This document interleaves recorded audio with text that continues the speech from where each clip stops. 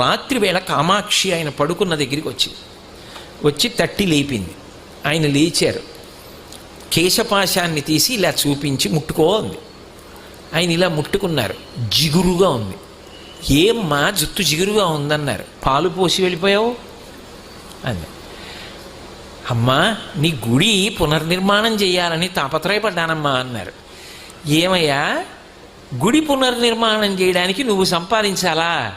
నన్ను అడిగితే నేను ఇవ్వను. దానికోసం నా జుట్టు ఇలా వదిలి వెళ్ళిపోయావా? చూడు పాలకంపు ఎంత సువాసనలు రావలసిన జుట్టునది. వెనక్కి వచ్చి అభిషేకం చెయ్యండి. రాత్రికి రాత్రి ఆయన బ్రిటిష్ ప్రభుత్వం వారిని అడిగారు తలుపులు తీయమని. తీశారు. వాళ్ళు గౌరవం కొంది. వాళ్ళకి ఆ గౌరవం ఉండేది.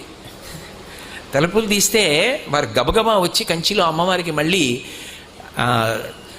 అభిషేకం పూర్తి చేశారు. ఆ తర్వాత ఎక్కడి నుంచి వచ్చిందో కాసుల వర్షం పడిపోయింది. ఆ దేవాలయం అంతా పునర్నిర్మాణం చేశారు.